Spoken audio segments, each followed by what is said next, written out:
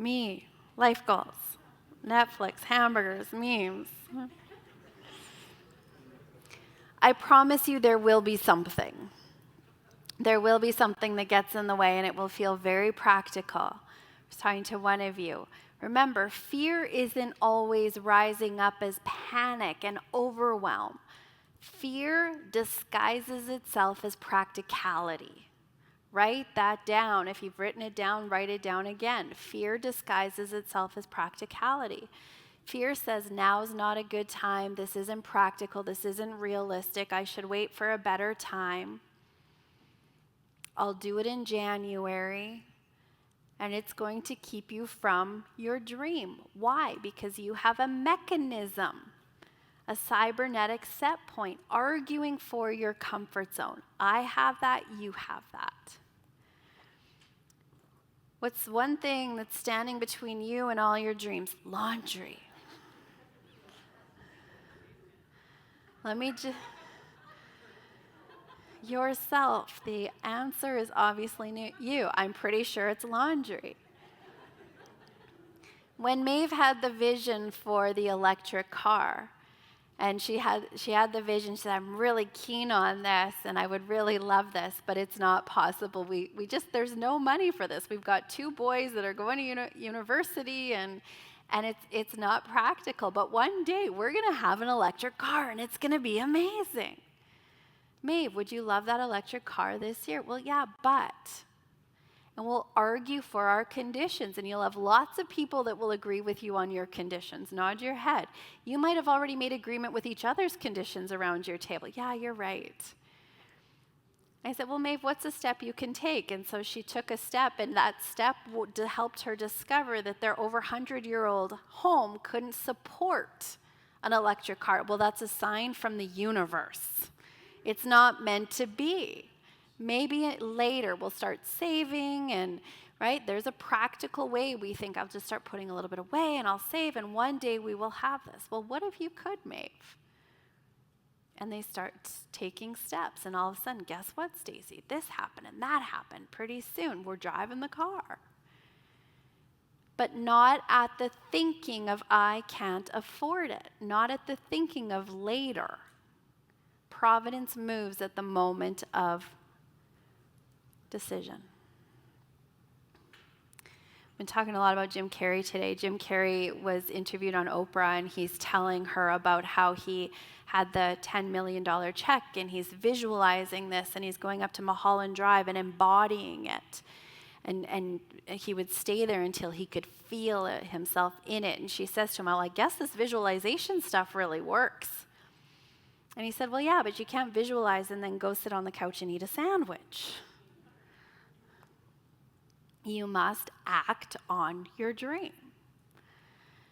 This isn't passive decision making. This is decision followed by action. We must act on our dream. When we take action in service of our dream, we start to move molecules. You have current results. You have a vision. There's a gap. You make a decision for your vision. The fear rises up. The paradigm rises up. We notice the paradigm. We interrupt it. We replace it. The next step is we take an action step. We notice it. We interrupt it. We replace it. And then our next step is action. And when we take action, our vision won, the paradigm lost. I want to make a clarification here. A paradigm is not good or bad. You have good paradigms. A paradigm is simply an operating system. You have paradigms that are absolutely serving you and supporting you right now. What we're doing is we're upgrading our operating system, or the paradigms that are not in alignment with the results that we want. We don't get rid of paradigms. We need an operating system. It's how we function in the world. What we're doing is we're upgrading those belief systems that aren't serving us any longer. There's a true story that happened during the 1970s in the Midwestern United States, and there was a third-generation barber son had gone off to do some graduate work, and he'd not been home in over a year. And the barber and his son, they grew up in this farming community where families would come into town on the weekends and do their shopping, get their kids' haircuts, and they owned this barber shop, and the third generation barber shop, and they would often come, and it had been a bit of a community staple.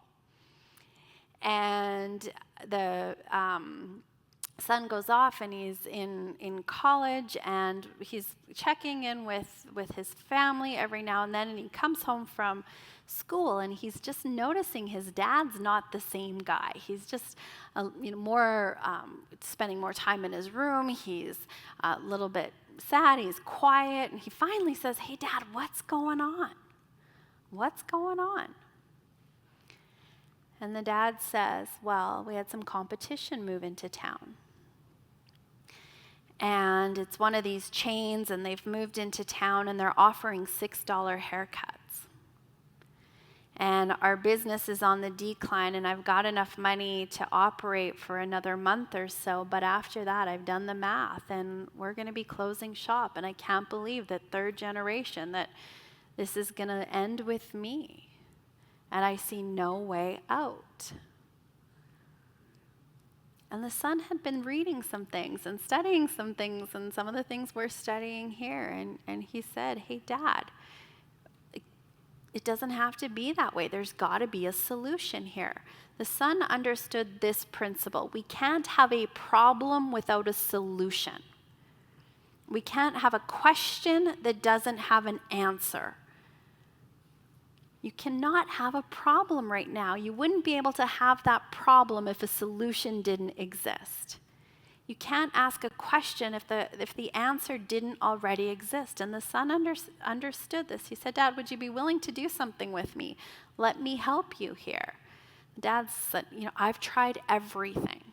I've looked at this all sorts of ways. There's no way I know how to fix this." And the son says, "Well, let's just give this a try, and let's just come up with some ideas of what we could do to keep the shop open. And what if we didn't just keep the shop open? What if we thrived?